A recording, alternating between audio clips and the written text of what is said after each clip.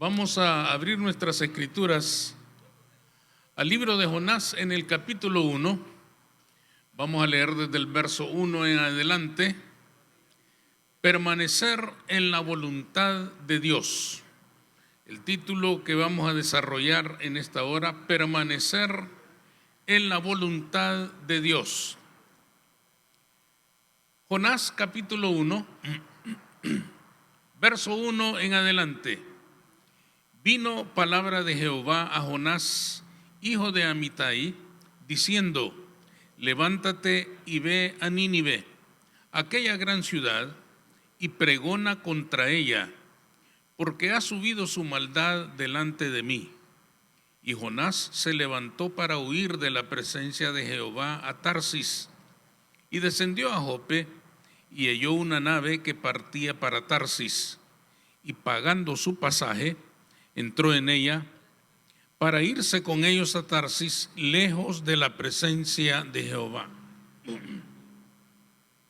Pero Jehová hizo levantar un gran viento en el mar, y hubo en el mar una tempestad tan grande que se pensó que se partiría la nave, y los marineros tuvieron miedo, y cada uno clamaba a su Dios, y echaron al mar los enseres que había en la nave para descargarla de ellos.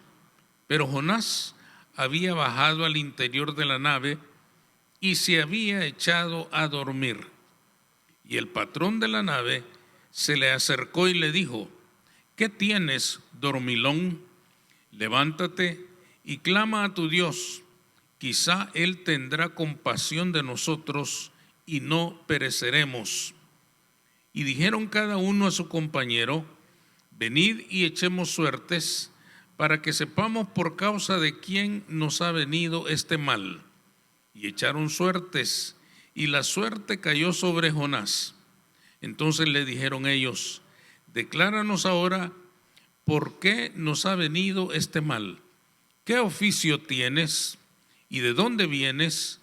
¿Cuál es tu tierra? ¿Y de qué pueblo eres? Y él le respondió: soy hebreo y temo a Jehová, Dios de los cielos, que hizo el mar y la tierra. Y aquellos hombres temieron sobremanera y le dijeron: ¿por qué has hecho esto? Porque ellos sabían que huía de la presencia de Jehová, pues él se lo había declarado. Pueden sentarse, hermanos. Todos sabemos que cuando el Padre nos llama a la salvación en Cristo, inicia todo un proceso que debía llevarnos por una vida nueva y abundante. Eso es lo que Jesús compró con su sangre en la cruz del Calvario. Él vino a darnos vida y vida en abundancia. Sin duda que Dios tiene una buena voluntad para con cada uno de nosotros. El problema es que nosotros no siempre permanecemos en la buena voluntad de Dios. Desafortunadamente, todos podemos apartarnos de la voluntad de Dios. Es una facultad que todos tenemos, caminar conforme a la voluntad de Dios o apartarnos de ella. Es nuestra decisión. Por distintas razones podríamos caer en el error de dirigir nuestra vida a nuestro gusto y a nuestra preferencia, cambiando la voluntad de Dios por nuestra propia voluntad. Y esto naturalmente traerá consecuencias a nuestras vidas. ¿Qué sucede cuando nos apartamos de la voluntad de Dios? Esta pequeña historia que hemos relatado, que hemos leído, nos habla mucho acerca de este tema.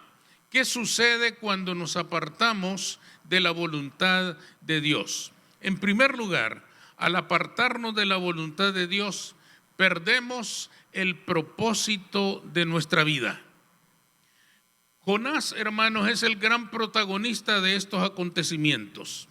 Y cuando esto sucede, Jonás era ya todo un gran profeta de Jehová. Jonás no era en aquel momento ningún profeta que comenzaba, principiante, novato. No era nada de eso. no era un Jonás que estaba tratando de alcanzar las alturas de Dios, estaba en las alturas. Jonás era grande, era magnífico, era admirable, era reconocido profeta de Jehová.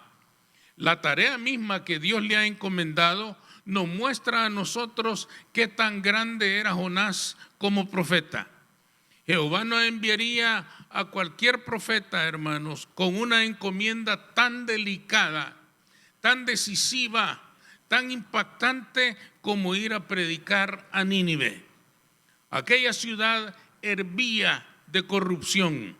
Su maldad había llegado hasta el mismo trono de Jehová en los cielos.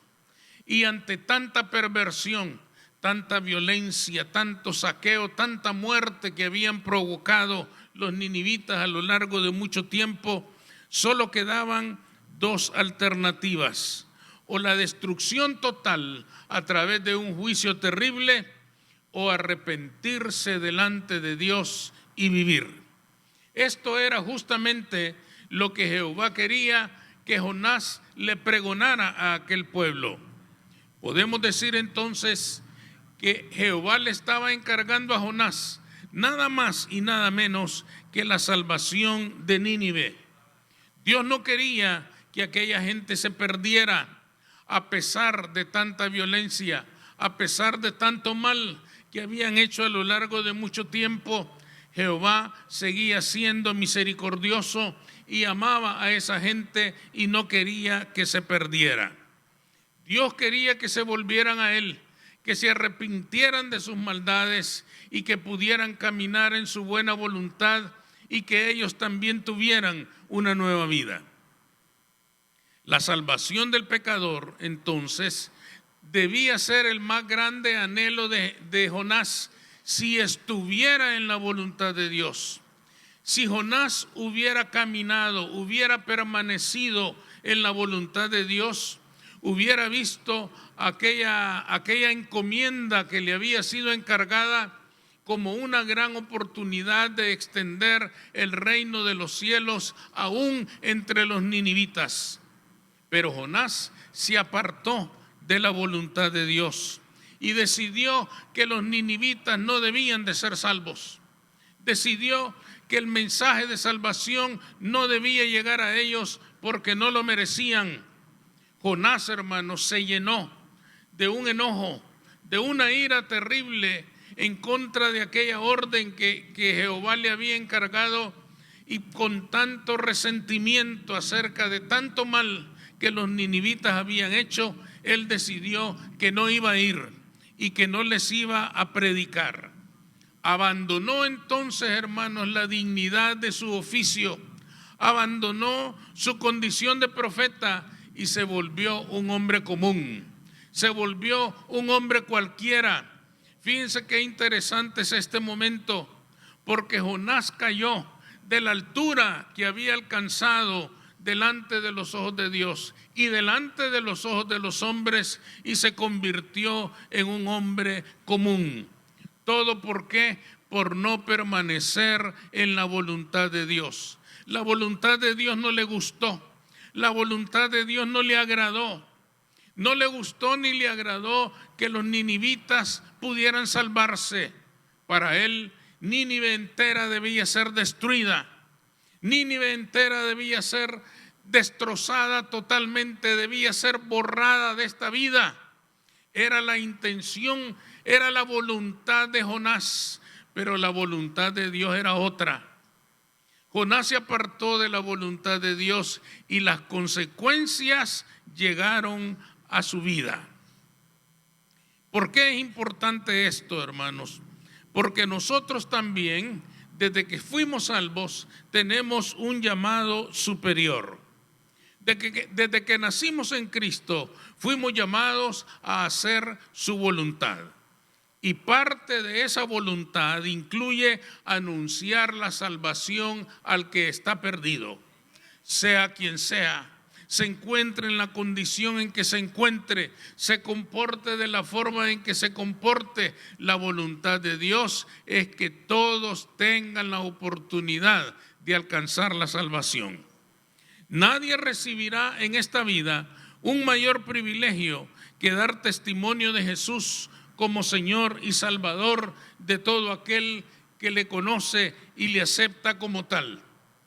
En la vida existen muchos oficios que pueden ser nobles y admirables, pero ninguno se compara con ser un enviado de Cristo Jesús para llevar luz a la oscuridad, para llevar libertad a las prisiones, para llevar vida a un mundo de muerte. Nada se compara con ese gran privilegio. Nada se parece a ese gran privilegio de haber sido elegido para extender el reino de Cristo en medio de este mundo. Pero para cumplir esa voluntad, el mismo Dios que nos ha llamado, nos ha equipado con dones, con habilidades, con conocimientos, con destrezas que son necesarias y son muy útiles para cumplir con esa función. El Señor nos ha otorgado todos esos recursos, todas esas habilidades para que nosotros seamos suficientes para cumplir con nuestra misión. Pero si nos fijamos bien, hermanos, los dones del Espíritu Santo que Dios nos ha entregado son muy parecidos al maná. ¿En qué sentido los dones del Espíritu se parecen al maná? En que el maná caía del cielo, pero había que salir a recogerlo. Es decir, había que buscarlo, había que anhelarlo, había que desearlo porque en él estaba la vida o la muerte.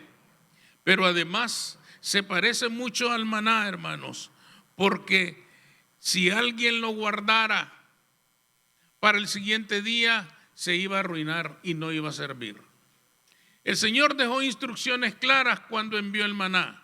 Todos los días van a recoger. Solo el día de reposo van a recoger para 2 días.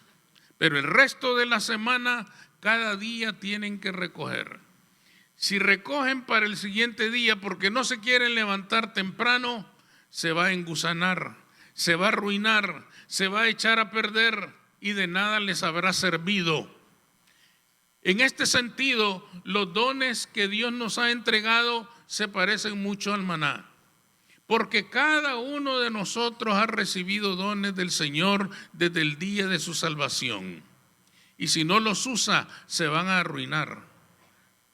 Si no los usa, si los guarda para otro día, se van a llenar de gusanos y no van a servir para alimentar a nadie. Digámoslo de otra manera, todos los dones que el Señor le ha entregado es para que los use en la extensión del reino de Jesucristo. No es para que los guarde ni los esconda, sino para que haga algo con ellos. Nosotros hemos recibido esas cualidades, esas capacidades, esas habilidades para que podamos poner en marcha la voluntad de Dios de llevar salvación a este mundo. De llevar salvación a este mundo que en muchos sentidos se parece mucho a Nínive. Pero si no los usamos, si los amontonamos y los vamos guardando, pronto se van a echar a perder y ya no van a servir para nada. Es necesario que tomemos en cuenta, amados hermanos, que todo lo que hemos recibido del Señor, lo hemos recibido para que sea útil en el reino de Jesucristo. No los hemos recibido para guardarlos, para sentirnos orgullosos de todo lo que hemos recibido. Los hemos recibido para ponerlos en acción y contribuir a extender el reino de los cielos en este mundo que tanto lo necesita. Tenemos que ir a Nínive. Tenemos que permanecer en la voluntad de Dios, porque si permanecemos en la voluntad de Dios, allí está nuestra bendición. En segundo lugar, hermanos, al apartarnos de la voluntad de Dios, comenzamos a dar un mal testimonio de nuestro Señor. Lo que vemos en este pasaje es verdaderamente lamentable. Jonás, hermanos, ha decidido apartarse de la voluntad de Dios. Ha decidido hacer su propia voluntad. Y en vez de ir a Nínive, se dirige en la dirección opuesta hacia Tarsis. Dice que compró su boleto y dice ahí, y lo pagó. Lo cual quiere decir que él estaba dispuesto a cualquier cosa, pero no iba a cumplir la orden de Jehová. Compró su boleto y se embarcó en dirección a Tarsis. Pero Dios decide darle una segunda oportunidad para que reflexione, para que piense, para que considere lo que está haciendo, para que corrija el rumbo equivocado que llevaba. Una gran tempestad, dice, se levantó en el mar, tan fuerte que creían que iba a partir la nave en dos. Y lo asombroso, hermano, está en el verso 5. Dice ahí que todos los paganos que iban en la nave oraban a sus dioses. ¿Se fijaron en ese versículo? Dice, y los marineros tuvieron miedo y cada uno clamaba a su Dios. Y fíjense bien que Dios está escrito ahí con minúscula, lo cual quiere decir no al Dios verdadero, sino a los dioses en los que ellos creían. Cada uno oraba a su Dios con desesperación, con angustia, con fe, creyendo en sus dioses, clamando a sus dioses. En su angustia, hermanos, aquellos marineros rogaban a sus dioses impotentes, a sus dioses muertos, a esos dioses que tienen ojos pero no ven, que tienen pies pero no caminan, que ellos habían construido en sus mentes ideas extrañas, fabulosas, mitos que llenaban sus mentes y sus corazones. Sin embargo, ellos oraban a su Dios. Y yo creo, hermanos, que oraban con fe, oraban creyendo que sus dioses les iban a responder, aunque sus dioses estaban muertos. Sin duda, los paganos se habrían preguntado, bueno, ¿y por qué no ora a su Dios? Porque Jonás dice, se había ido a dormir al fondo del barco. Y le dijeron, dormilón, dormilón, ¿por qué no te levantas y oras a tu Dios? Fíjense qué comparación más dolorosa. Estos hombres oraban con fe, oraban con intensidad a sus dioses muertos. Y Jonás, que conocía al Dios vivo, no oraba. Jonás, que trataba con el Dios verdadero, con el Dios eterno, él no oraba, él estaba dormido. Sin duda, hermanos, que esto fue un muy mal testimonio. Sobre todo porque en los versos 8 y 9, él se identifica como profeta de Jehová. Ellos le preguntan, ¿y tú quién eres? ¿Qué oficio tienes? Y él dice, soy hebreo y temo a Jehová, el creador de los cielos y de la tierra. Imagínense, ¿qué clase de testimonio sería ese? Creo en Jehová, el creador de todo, pero no oro. Pero no clamo, pero no ruego como ustedes. Ustedes sí oran a sus dioses, pero yo no. Ustedes oran a sus dioses muertos. Yo conozco al Dios vivo, pero no oro. ¿Qué impresión creen ustedes que tuvieron aquellos hombres de este profeta de Jehová? Creyeron cualquier cosa, hermanos, menos algo bueno. Creyeron lo peor de lo peor. Es más, lo echaron al mar por eso. Imagínense qué terrible eso. Parece que lo echaron al mar porque dijeron, no sirve para nada, solo problemas trae, y lo echaron al mar. Algo tremendo. ¿Por qué es importante esto para nosotros? Porque hay una verdad aquí que nosotros debemos tener muy clara. Solo el creyente puede dar mal testimonio de Dios. Solo el que cree puede dar mal testimonio de Dios. Los incrédulos no. Ellos pueden blasfemar del nombre de Dios y no pasa nada. Ellos no lo conocen. El Señor Jesús, cuando fue crucificado, rogó al Padre que los perdonara. Y la razón por la cual pidió que los perdonara es porque no saben lo que hacen. Ellos están en la ignorancia. Ellos están en la oscuridad. Ellos están en las tinieblas. De manera que en el mundo los hombres pueden blasfemar y no es un mal testimonio. Porque ellos no conocen a Dios. Ellos no saben lo que hacen, ni saben lo que dicen. El creyente lo sabe. Los que se dicen ateos, ellos mismos aseguran que Dios no existe. Si no se puede ver, no existe. Porque para los ateos, solo lo que se puede ver y comprobar con la razón es verdadero. A una niña en la escuela, una maestra atea sabía que era cristiana, que la niña era cristiana, y continuamente la atacaba de diferentes formas y maneras. En una mañana se estaba esforzando mucho por enseñarles a todos los niños que Dios no existe. Y le dijo a la niña cristiana: sal al patio de la escuela, te estás por ahí unos varios minutos y después regresas y nos dices qué viste. La niña obedeció y salió al patio de la escuela. Después de unos minutos regresó y la maestra comenzó a interrogarle: ¿qué viste allá afuera? Bueno, vi a unos niños que jugaban, vi un señor que paseaba a su perro y era muy bonito, vi vehículos que transitaban por la calle, vi a mamás que venían a dejar a sus niños en la escuela. Y le dice la maestra: ¿y viste a Dios? Ella le dice: no, entonces no existe. No lo viste porque no existe. Entonces la niña le dice a la maestra: ¿me puede permitir preguntarle algo a la clase? Y ella le dice: sí, pregúntale. Y la niña le dice: ¿ustedes miran el cerebro de la maestra? Le dijeron: no, entonces no tiene, porque solo lo que se mira existe.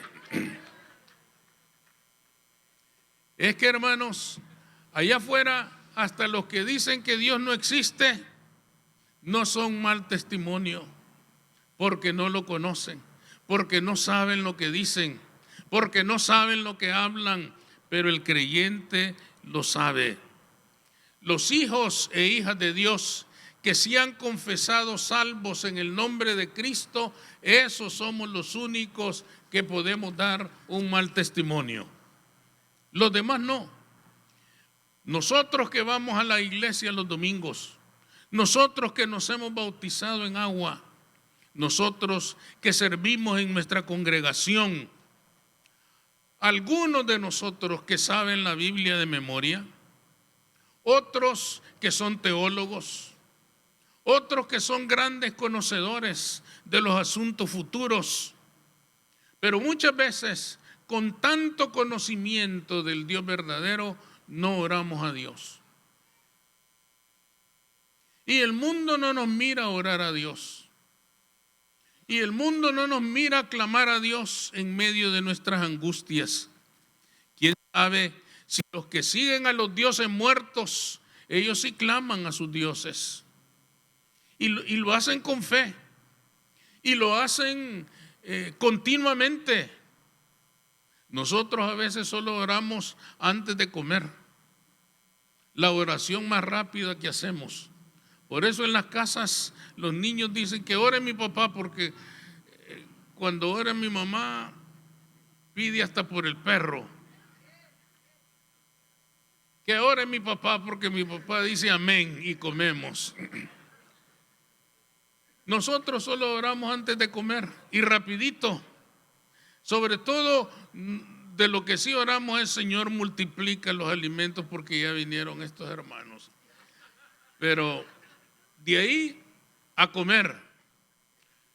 Nosotros conocemos al Dios verdadero y nosotros deberíamos testificar que cuando nosotros clamamos a ese Dios verdadero, Él nos muestra su poder y su fuerza para darnos vida y vida en abundancia.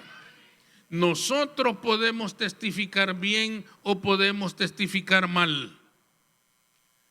Mucha gente que cree en dioses falsos anda llevando medallas milagrosas, estampas en sus billeteras, anda llevando diferentes objetos a través de los cuales cree poder comunicarse con sus dioses muertos.